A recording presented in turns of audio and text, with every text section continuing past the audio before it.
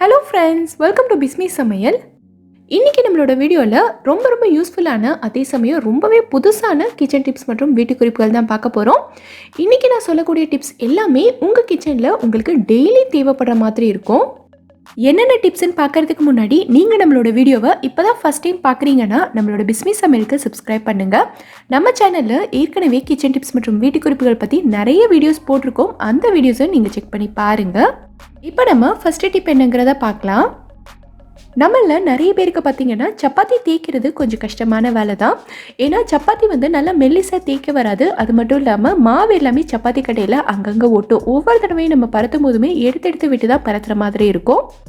So மாவு சப்பாத்தி கட்டையில் ஒட்டக்கூடாதுன்றதுக்காக நம்ம கோதுமை மாவு இல்லை மைதா மாவு தூவி விட்டுட்டு சப்பாத்தி தேய்ப்போம்.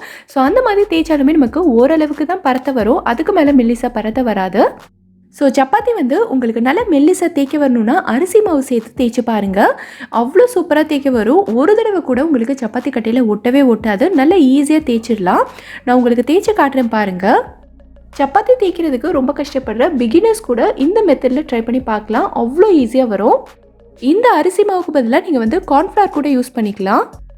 எவ்வளோ பெருசாவோ எவ்வளோ மெல்லிசாவோ தேய்ச்சிருக்கேன் பாருங்கள். நீங்கள் பார்க்கும்போதே உங்களுக்கு தெரியும்னு நினைக்கிறேன். இந்த மாதிரி நீங்கள் அரிசி மாவு போட்டு தேய்ச்சி வைக்கும்போது சப்பாத்தி நீங்கள் மொத்தமாக ஒரு 10-12 சப்பாத்தி அளவுக்கு தேய்ச்சி ஒன்றுக்கு மேலே ஒன்று அடுக்கி வச்சுட்டு மொத்தமாக சுட்டுக்கலாம். இந்த மாதிரி நீங்கள் தேய்ச்சி அடுக்கும்போது ஒரு சப்பாத்தி கூட ஒன்றோட ஒன்று ஒட்டிக்காது. உங்களுக்கு ரொம்பவே யூஸ்ஃபுல்லாக இருக்கும்னு நினைக்கிறேன். ட்ரை பண்ணி பாருங்கள். நம்ம எல்லாருமே இந்த மாதிரி பெருங்காயம் கடையில் தான் வாங்குவோம். இது நல்ல பவுடர் டைப்பில் இருக்கிறதுனால நமக்கு சாம்பாருக்கு, ரசத்துக்கு, தாளிக்கிறதுக்கெல்லாம் ரொம்ப ஈஸியாக இருக்கும். ஈஸியாக எடுத்து போட்டு தாளித்து கொட்டிடுவோம். ஆனால் நாளாக பார்த்தீங்கன்னா இந்த பெருங்காயத்தில் இருக்கிற வாசனையும் நமக்கு சுத்தமாக போயிடும். நம்ம குழம்புலையோ இல்லை ரசத்துலையோ சேர்த்தாலும் கூட இதோட ஃப்ளேவர் கொஞ்சம் கூட இருக்கவே இருக்காது. ஸோ இந்த பெருங்காயத்துக்கு பதிலாக நம்ம என்ன பண்ணலான்னா கடையில் கட்டி பெருங்காயம் வாங்கிக்கோங்க. நீங்கள் கடையிலேருந்து வாங்கும்போது நல்ல சாஃப்டாக இருக்கும். அதை ஒரு 2-3 நாளைக்கு வெளியிலேயே போட்டு வச்சுருந்தீங்கன்னா இந்த அளவுக்கு நல்ல கல் மாதிரி வந்துடும். நல்ல பெரிய பீஸாக இருந்தது. இதை நான் ஒரு 2-3 பீஸாக உடச்சி எடுத்திருக்கேன்.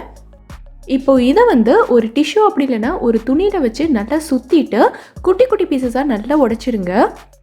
நான் இப்போ செய்கிற மாதிரி பெருங்காயத்தை நீங்கள் நல்லா காஞ்சதுக்கு அப்புறமா உடச்சிக்கலாம். அப்படி இல்லைன்னா என்ன பண்ணலான்னா நீங்கள் கடையிலேருந்து வாங்கும் போதே பெருங்காயம் நல்லா சாஃப்டாக இருக்கும்ல, அந்த டைம்லேயே குட்டி குட்டி பீஸஸாக நீங்கள் கட் பண்ணிவிட்டு காய வச்சுருங்க. அது உங்களுக்கு ரொம்ப ஈஸியாக இருக்கும்னு நினைக்கிறேன்.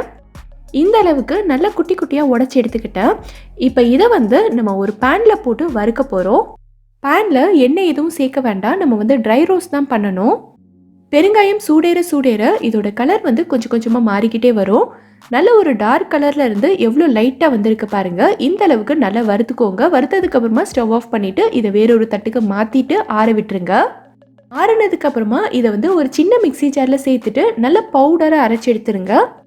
இந்த அளவுக்கு நல்லா அரைப்பட்டிருக்கு. இப்போ இதை வேறொரு டப்பாவில் மாற்றி வச்சுக்கிட்டு நம்ம எப்பவும் போல் யூஸ் பண்ணிக்கலாம். இந்த மாதிரி நம்ம வீட்டிலேயே வறுத்து ரெடி பண்ணுற பெருங்காயத்தூள் எவ்வளோ நாளானாலும் சரி இதோட வாசனையோ இதோட ஃப்ளேவரோ சுத்தமாக மாறவே மாறாது. எவ்வளோ நாளானாலும் சரி நீங்கள் ஃபஸ்ட் டைம் யூஸ் பண்ணுற மாதிரி அவ்வளோ வாசனையாக இருக்கும். ட்ரை பண்ணி பாருங்கள். நம்ம எல்லார் வீட்லேயுமே இந்த மாதிரி குட்டி குட்டி பேக்கெட்ஸில் நிறைய மசாலா பவுடர் வாங்குவோம். இது சிக்கன் மசாலா, மட்டன் மசாலா, சாட் மசாலா இல்லை சன்னா மசாலா, இந்த மாதிரி மசாலாலாம் நம்ம அடிக்கடி யூஸ் பண்ணுறது இல்லை. எப்பயாவது தான் தேவைப்படும். ஸோ இதோட பேக்கெட்லேயே நம்ம வச்சு யூஸ் பண்ணிக்குவோம். இதுக்காக நம்ம ஒரு டப்பா எடுத்து அதிலெல்லாம் போட்டு வச்சுருக்க மாட்டோம். இதை நம்ம அப்படியே ஒரு ரப்பர் பேண்ட் வச்சு கட்டி பேக்கெட்டோட அப்படியே ஃப்ரிட்ஜில் தூக்கி போட்டுருவோம். இது குட்டி பேக்கெட்டாக இருக்கிறதுனால பல சமயங்களில் எங்கே போகுதுன்னே தெரியாது. ஃப்ரிட்ஜில் ஒவ்வொரு தடவையும் நம்ம தேடி எடுக்கிற மாதிரி தான் இருக்கும்.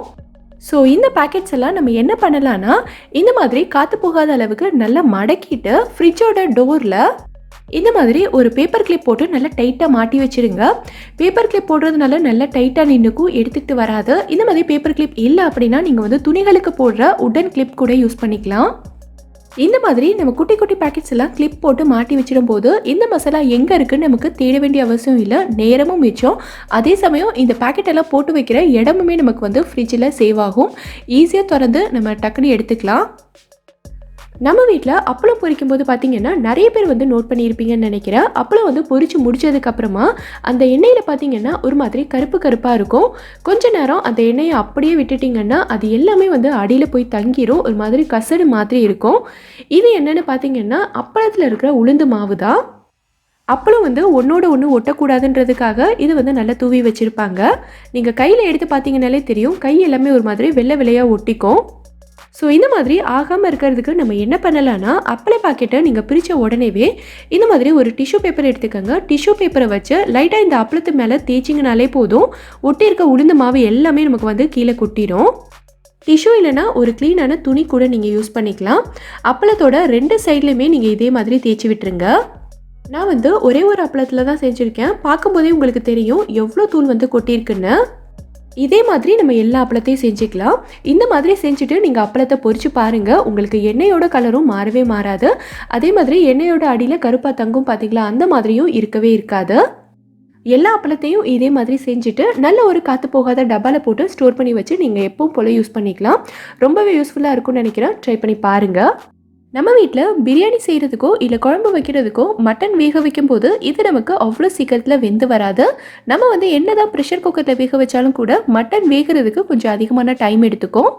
நீங்கள் வந்து ஆஃபீஸ் போகிறீங்க இல்லை சீக்கிரமாக சமையல் முடிக்கணும் அப்படின்னா மட்டன் வந்து சீக்கிரமாக வெந்து நல்ல பஞ்சு மாதிரி சாஃப்டாக வர்றதுக்கு என்ன பண்ணணுங்கிறத பார்க்கலாம். நான் இன்னைக்கு மட்டன் வறுவல் செய்ய போகிறதுனால மட்டனை தனியாக வேக வச்சு எடுத்துக்க போகிறேன். எப்போ போல் ப்ரெஷர் குக்கரில் மட்டனை சேர்த்துட்டு தேவையான அளவுக்கு இஞ்சி பூண்டு சேர்த்துக்கலாம். இப்போ இதுக்கு தேவையான அளவுக்கு உப்பு சேர்த்துட்டு கூடவே கொஞ்சமாக மஞ்சள் தூளும் சேர்த்துக்கிறேன். அப்புறம் மட்டன் வேகிறதுக்கு தேவையான அளவுக்கு தண்ணியும் சேர்த்துக்கிறேன். இப்போ தான் நம்ம வந்து ஒரு முக்கியமான பொருள் சேர்க்க போகிறோம். என்னென்னா ஒரு சின்ன பீஸ் அளவுக்கு தேங்காய் ஓடி எடுத்திருக்கேன். தேங்காய் ஓட்டில் இருக்க நார் எல்லாத்தையும் பிச்சுட்டு நல்லா கழுவிட்டு எடுத்திருக்கேன். இதை தான் நம்ம வந்து மட்டனோட சேர்க்க போகிறோம். இதை வந்து நீங்கள் உள்ளே போட்டுட்டு எப்பவும் போல் குக்கரை மூடி வெயிட் சேர்த்து நல்லா வேக வச்சுருங்க.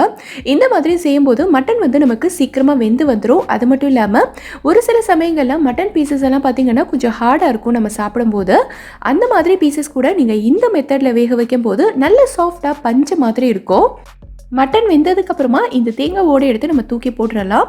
இந்த மெத்தடில் நீங்களும் ஒரு தடவை கண்டிப்பாக ட்ரை பண்ணி பாருங்கள். உங்களுக்கே நல்ல டிஃப்ரென்ஸ் தெரியும். சில சமயங்களில் நம்ம வந்து வெளியில் போயிட்டு லேட்டாக வந்திருப்போம், நமக்கே அவ்வளோ டயர்டாக இருக்கும். ஸோ அந்த மாதிரி நேரத்துலலாம் குழந்தைங்க வந்து பசிக்குதுன்னு சாப்பிட்றதுக்கு ஏதாவது கேட்பாங்க. நமக்கு சமைக்கிறதுக்கே அவ்வளோ சோம்பேறித்தனமாக இருக்கும். அந்த மாதிரி நேரத்துலலாம் நம்ம வந்து குருமாவோ இல்லை சட்னியோ வச்சுக்கிட்டு இருக்க முடியாது. இட்லி, தோசை, சப்பாத்தி இல்லை பிரெட் இந்த மாதிரி எல்லாத்துக்கும் ஏற்ற மாதிரி ஆல் இன் ஒன் சட்னி வந்து ஒரே நிமிஷத்தில் ரெடி பண்ணிடலாம். எப்படிங்கிறத பார்க்கலாம். ஒரு மிக்ஸி ஜாரில் ஒரு கைப்பிடி அளவுக்கு கட் பண்ண மல்லி இலை சேர்த்துருக்கேன். அதே அளவுக்கு புதினாவும் சேர்த்துக்கலாம். காரத்துக்காக ஒரே ஒரு பச்சை மிளகாயை உடச்சி சேர்த்துட்டு இந்த பீஸ் அளவுக்கு குட்டியாக இஞ்சி சேர்த்துக்கிறேன்.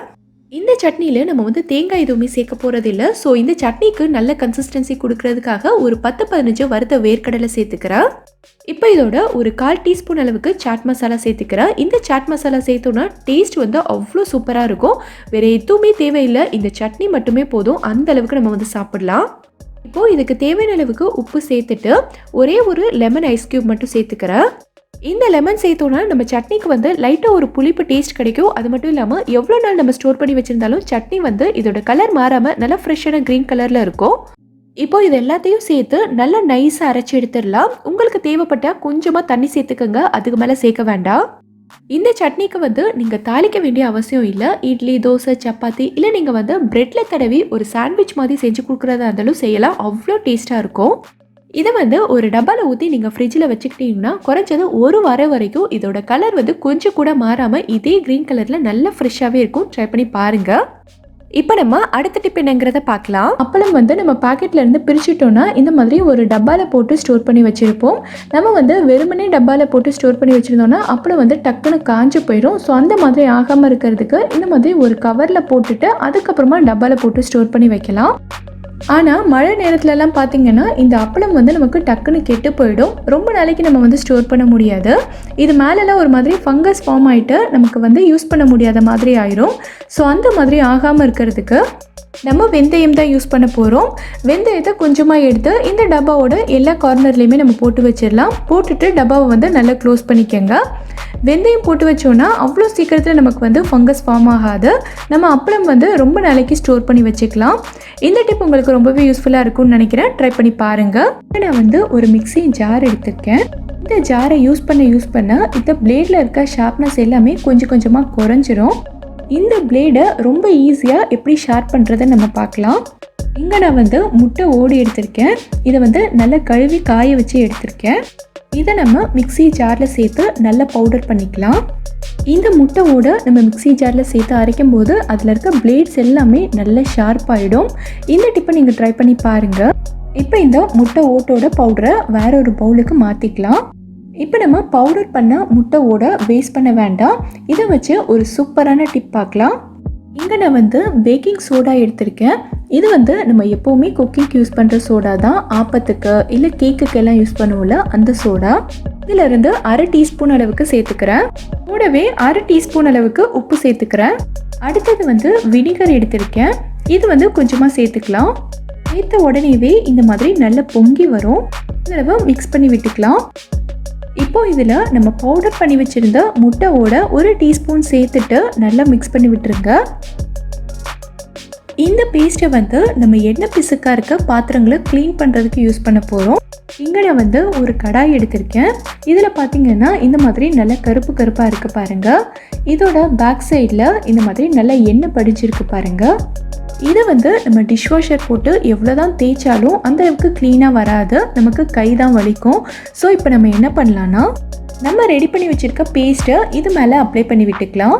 இந்த கடாயோட பேக் சைடில் ஒரு பக்கத்தில் மட்டும்தான் நான் அப்ளை பண்ணியிருக்கேன். ஏன்னா உங்களுக்கு வாஷ் பண்ணதுக்கப்புறமா நான் டிஃப்ரென்ஸ் காட்டணும்னு சொல்லிவிட்டு. இந்த பேஸ்ட் ஒரு 5 நிமிஷத்துக்கு நல்லா ட்ரை ஆகட்டும். இப்போ பார்த்தீங்கன்னா இது எல்லாமே நல்லா ட்ரை ஆயிருச்சு. இப்போ நம்ம வீட்டில் எப்போவுமே யூஸ் பண்ணக்கூடிய ஒரு ஸ்டீல் ஸ்க்ரப்பர் வச்சு இதை நல்லா தேய்ச்சி விட்டுக்கிறேன். இதில் நான் பாத்திரம் கழுவுற லிக்விட் கூட சேர்க்கல, சும்மா அப்படியே தான் தேய்ச்சி விடுறேன் பாருங்கள்.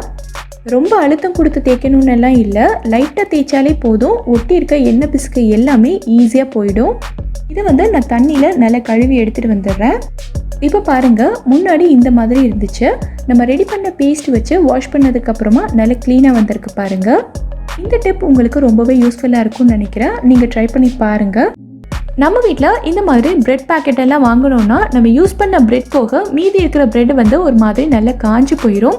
இதை நம்ம ஃப்ரிட்ஜில் வச்சாலும் சரி பிரெட் ஒரு மாதிரி ஹார்ட் ஆயிரும். ஸோ நம்மளோட பிரெட் நம்ம வாங்கின மாதிரியே நல்லா சாஃப்டாகவும் ஃப்ரெஷ்ஷாகவும் இருக்கணும்னா இதை எப்படி இந்த பேக்கெட்லேயே வச்சு ஸ்டோர் பண்ணுறதுன்னு பார்க்கலாம். இதுக்கு நம்ம எந்த ஒரு கிளிப்போ ரப்பர் பேண்டோ யூஸ் பண்ண போகிறதில்ல. பிரெட்டோட கவரை இந்த மாதிரி நல்லா டைட்டாக சுற்றிட்டு மேலே இருக்கிற பகுதியை இந்த மாதிரி மடக்கி விட்டுருங்க. இந்த மாதிரி நம்ம ஸ்டோர் பண்ணி வைக்கும்போது இந்த பேக்கெட்குள்ளே எந்த காற்றுமே போகாது. இந்த பேக்கெட் நல்லா ஏர்டைட்டாக க்ளோஸ் ஆகிருக்கும். ஸோ நம்ம பிரெட்டும் நல்லா சாஃப்டாக ஃப்ரெஷ்ஷாகவே இருக்கும். நீங்களும் ட்ரை பண்ணி பாருங்கள். நம்மளோட வீடுகளில் பெரும்பாலும் பார்த்தீங்கன்னா காஃபி தூள் ரொம்ப சீக்கிரமாக கெட்டியாயிரும். இது நம்மள நிறைய பேருக்கு இருக்கிற ஒரு பிரச்சனை தான். இந்த காஃபி தூளை நம்ம பேக்கெட்டில் வச்சுருந்தாலும் சரி, இல்லைனா ஒரு டப்பாவில் கொட்டி வச்சுருந்தாலும் சரி, இது நமக்கு ரொம்ப சீக்கிரமாக ஒரு மாதிரி கட்டி கட்டி ஆயிரும். ஸோ அந்த மாதிரி ஆகாமல் காஃபி தூள் எவ்வளோ நாள் ஆனாலும் கடைசி வரைக்கும் நல்ல பவுடராகவே இருக்கிறதுக்கு ஒரு சூப்பரான ஐடியா இருக்குது.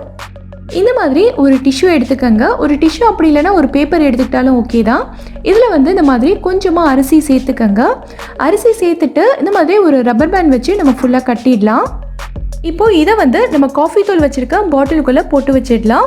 இந்த மாதிரி நம்ம செய்யும்போது காஃபி தூளில் ஏதாவது ஈரப்பதம் இருந்தாலும் சரி, நம்ம சேர்த்துருக்க இந்த அரிசி எல்லா ஈரப்பதத்தையுமே நல்லா அப்சர்வ் பண்ணிடும். ஸோ நம்ம காஃபி தூள் கடைசி வரைக்கும் நல்ல பவுடராகவே இருக்கும், கொஞ்சம் கூட கெட்டியாக ஆகாது. அதே மாதிரி காஃபி தூளை நீங்கள் நல்ல ஒரு ஏர்டைட்டான இந்த மாதிரி கண்ணாடி பாட்டிலில் தான் ஸ்டோர் பண்ணி வைக்கணும். நீங்கள் காஃபி தூள் எடுக்கிறதுக்கு யூஸ் பண்ணுற ஸ்பூனும் கொஞ்சம் கூட ஈரம் இருக்கவே கூடாது, நல்லா காஞ்சிருக்கணும். அதே மாதிரி காஃபி தூள் எடுத்ததுக்கப்புறமா இந்த பாட்டிலை நீங்கள் உடனே க்ளோஸ் பண்ணுங்கள். ரொம்ப நேரம் நீங்கள் திறந்து வச்சுருக்கக்கூடாது. இந்த டிப்ஸ் எல்லாத்தையும் நீங்கள் ஃபாலோ பண்ணிங்கன்னா உங்களோட காஃபி தூள் கொஞ்சம் கூட கெட்டிப்படவே படாது. நீங்கள் கடைசி ஸ்பூன் யூஸ் பண்ணுற வரைக்கும் காஃபி தூள் நல்ல பவுடராக தான் இருக்கும். இந்த டிப்ஸ் எல்லாமே உங்களுக்கு ரொம்ப யூஸ்ஃபுல்லாக இருக்கும். ட்ரை பண்ணி பாருங்க.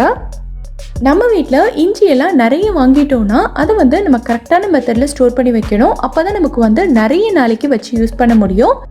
கடையிலேருந்து இஞ்சி வாங்கிட்டு வந்த உடனேவே நம்ம அப்படியே எடுத்து ஃப்ரிட்ஜில் வச்சுட்டோன்னா அது நமக்கு ரொம்ப நாளைக்கு வராது. கண்டிப்பாக அதில் ஒரு பாதி இஞ்சி அது அப்படியே வேஸ்ட் ஆகிடும். ஸோ இந்த மாதிரி இஞ்சி நமக்கு கொஞ்சம் கூட வேஸ்ட் ஆகாமல் குறைஞ்சது ஒரு 3 மாதத்துக்காவது இது அப்படியே ஃப்ரெஷ்ஷாக இருக்கிற மாதிரி எப்படி ஸ்டோர் பண்ணுறது நம்ம பார்க்கலாம். இஞ்சி கடையிலேருந்து வாங்கிட்டு வந்த உடனேவே அப்படியே வச்சிடாதீங்க. ஏன்னா இந்த இஞ்சியில் நிறைய மண், அழுக்கு இதெல்லாம் இருக்கும். ஸோ இந்த மாதிரி ஒரு பவுலில் தண்ணி எடுத்துக்கோங்க. இஞ்சியை இந்த தண்ணியில் போட்டுட்டு ஒரு 10 நிமிஷத்துக்கு இதை நல்லா ஊற விட்டுருங்க. ஒரு 10 நிமிஷம் ஊறிச்சினாலே போதும். இந்த இஞ்சியில் இருக்க அழுக்கு மண் எல்லாமே நமக்கு ரொம்ப ஈஸியாக கலண்டு வந்துடும். இந்த மாதிரி ஒரு டூத் ப்ரஷ் வச்சு இந்த இடுக்குகளில் இருக்க மண் எல்லாத்தையும் நம்ம வந்து ரிமூவ் பண்ணிக்கலாம். இந்த இடுக்கில் இருக்கிற மண்ணெல்லாம் எடுக்கிறதுக்கு நமக்கு கொஞ்சம் கஷ்டமாக இருக்கும். ஸோ இந்த மாதிரி ஒரு ப்ரஷ் வச்சு தேய்ச்சோன்னா ஈஸியாக வந்துடும். இந்த மாதிரி நல்லா இஞ்சியை கழுவிட்டதுக்கு அப்புறமா இந்த மாதிரி ஒரு காஞ்ச துணியில் வச்சு ஃபுல்லாக தொடச்சி விட்டுறலாம். இந்த இஞ்சியில் ஈரம் கொஞ்சம் கூட இருக்கவே கூடாது. இந்த மாதிரி ஒரு துணியால் நல்லா தொடச்சி எடுத்ததுக்கு அப்புறமா ஃபேனுக்கு அடியில் வச்சு 1 மணி நேரத்துக்கு நல்லா காய விட்டுருங்க. 1 மணி நேரம் விட்டிங்கனாலே போதும். இந்த இஞ்சி வந்து நம்ம ஏற்கனவே தொடச்சி எடுத்துருக்கிறதுனால ரொம்ப சீக்கிரமாக காஞ்சிரும். இப்போ இஞ்சியில் இந்த மாதிரி கருப்பாக இருக்கிறது எல்லாத்தையும் நம்ம வந்து கட் பண்ணி எடுத்துடலாம். இஞ்சி வந்து நம்ம இப்படியே வச்சு ஸ்டோர் பண்ணிட்டோன்னா நமக்கு ரொம்ப நாளைக்கு வராது. இந்த பகுதியெல்லாம் ஒரு மாதிரி அழுகுன மாதிரி ஆயிரும். ஸோ இது எல்லாத்தையும் நம்ம வந்து கட் பண்ணி எடுத்துடலாம். இப்போது கட் பண்ண இஞ்சி எல்லாத்தையும் இந்த மாதிரி நல்ல ஒரு ஏர்டைட்டான டப்பாவில் வச்சுக்கோங்க. உங்ககிட்ட ஜிப்லாக் கவர் இருந்ததுன்னா நீங்கள் அதில் கூட வச்சுக்கலாம். இப்போது இதை இந்த மாதிரி நல்லா டைட்டாக க்ளோஸ் பண்ணிவிட்டு நீங்கள் வந்து ஃப்ரீசரில் வச்சிடலாம். இந்த மாதிரி நம்ம வந்து ப்ராப்பராக க்ளீன் பண்ணிவிட்டு இஞ்சியை ஃப்ரீசரில் ஸ்டோர் பண்ணி வைக்கும்போது பார்த்திங்கன்னா இது வந்து நமக்கு கண்டிப்பாக ஒரு 3லேருந்து 4 மாதம் வரைக்கும் அப்படியே ஃப்ரெஷ்ஷாகவே இருக்கும். இதில் கொஞ்சம் கூட வேஸ்டே ஆகாது. நமக்கு தேவைப்படும் போது ஃப்ரீசர்லேருந்து தேவையான அளவுக்கு மட்டும் எடுத்து நம்ம யூஸ் பண்ணிக்கலாம். கண்டிப்பாக ரொம்ப யூஸ்ஃபுல்லாக இருக்கும். ட்ரை பண்ணி பாருங்கள்.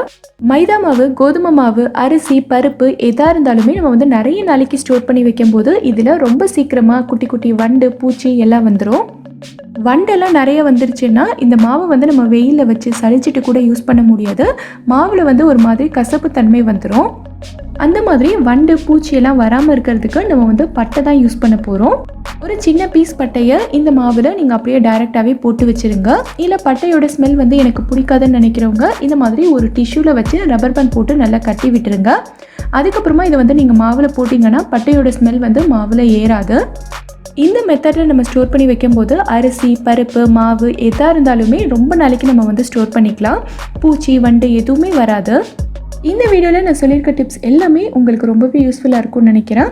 இந்த வீடியோ பிடிச்சிருந்தா லைக் பண்ணுங்கள். உங்கள் ஃப்ரெண்ட்ஸ், உங்கள் ஃபேமிலி மெம்பர்ஸ்க்கு இந்த வீடியோவை ஷேர் பண்ணுங்கள். மறக்காமல் நம்ம பிஸ்மி சமையலுக்கு சப்ஸ்கிரைப் பண்ணிவிட்டு பக்கத்தில் இருக்கக்கூடிய பெல் ஐக்கானை கிளிக் பண்ணி அதில் ஆல் ஆப்ஷனையும் செலக்ட் பண்ணுங்கள். தேங்க்யூ.